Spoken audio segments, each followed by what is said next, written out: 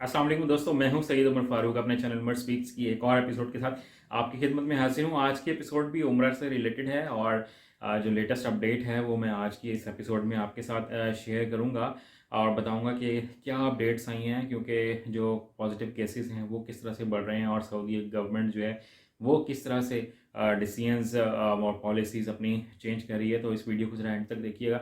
But video start करने से पहले अगर अभी तक आप लोगों ने मेरे चैनल को सब्सक्राइब नहीं किया तो मेक श्योर चैनल को सब्सक्राइब कर लें और बेल आइकन के बटन को प्रेस करें, बिकॉज हम श्योर मेरा ये चैनल आप लोगों की लाइफ में ज़रूर वैल्यू ऐड करेगा। जी दोस्तों, सबसे पहले मैं एक बात इस वीडियो में क्लियर करना चाहता हूँ कि मेरा कोई ऐसा ट्रैवल एजेंसी का बिजनेस नहीं है, क्योंकि बहुत से लोग जो हैं वो मुझसे ये पूछ रहे हैं कि आप हमें ये पैकेज कितने में दे देंगे, ये पैकेज कितने में दे देंगे। मैं सिर्फ सऊदी गवर्नमेंट की जो न्यूज़ एजेंसी है और जो उनके न्यूज़पेपर्स हैं, जो उनके वजारत सेहत है, वजारत खारजा है, उनसे जो उनके अकाउंट्स हैं उनके साथ बहुत ज़्यादा इन टच हूँ।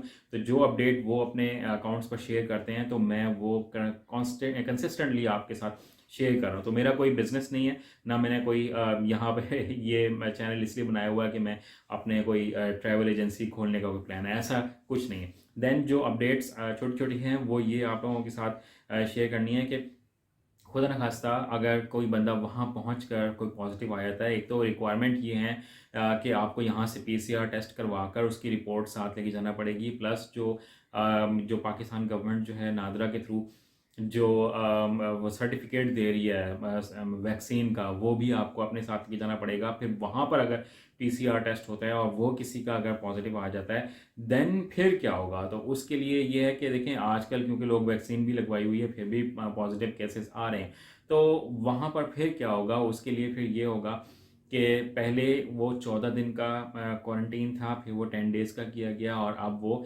7 डेज़ का कर दिया गया है। तो ये किसी हद तक अच्छी खबर है कि क्वारंटीन की जो मुद्दत है वो कम कर दी गई है, अगर आप पहले से वैक्सीनेटेड मौजूद हैं तो। और अगर वहाँ का कोई शहरी है, जैसे मुझसे बहुत से सऊदी लोग भी पूछ रहे हैं, तो अगर आपने वहाँ वैक्सीन नहीं लगवाई हुई है और फिर पॉजिटिव आया था, देन आपको 10 डेज़ का या 14 डेज़ का, जैसे वो सिचुएशन देखेंगे, आपको क्वारंटीन करना पड़ेगा। देन जो किसी हद तक अच्छी खबर है मदीना मुनव्वरा से, वो ये कि अब मदीना मुनव्वरा की जो छत है, जो मस्जिद नबवी की स्पेशली मस्जिद नबवी की जो छत है उस पर भी मगरिब और इशा की नमाज जो है पढ़ने की इजाज़त दे दी है, ताकि क्योंकि सोशल डिस्टेंसिंग है ना तो वो रखनी पड़ेगी, तो उसके लिए फिर जगह ज़्यादा चाहिए होती है।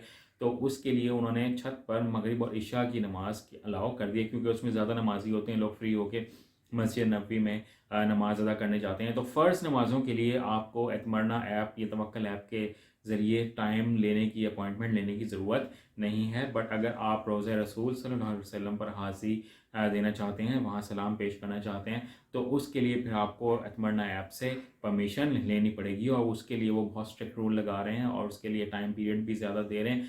तो मैं पहले 10 डेज़ का था और अब मैंने ये भी सुनने में बात आ रही है कि शायद अब सिर्फ 1 महीने में एक दफ़ा परमिशन होगी किसी को सलाम अर्ज़ करने की। तो ये कुछ छोटी-छोटी अपडेट्स हैं और मैं कुछ लोगों से ये भी डिस्कस करना चाह रहा था कि बहुत से लोग ये पूछते हैं कि जनाब वहाँ से अगर किसी को कोविड पॉजिटिव आया था बिल्कुल लास्ट स्टेज में, तो फिर क्या होगा।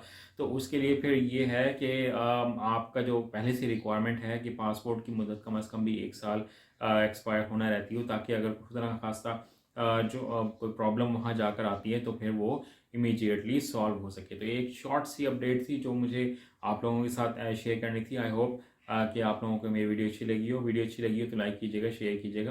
कमेंट सेक्शन में मुझे ज़रूर बताइएगा कि आप मुझसे मज़ीद किस तरह की वीडियोस देखना चाहते हैं। चैनल पर नए हैं तो चैनल को सब्सक्राइब कर लीजिएगा। अपने घर वालों का बहुत ज़्यादा ख्याल रखिएगा। अल्लाह हाफ़िज़।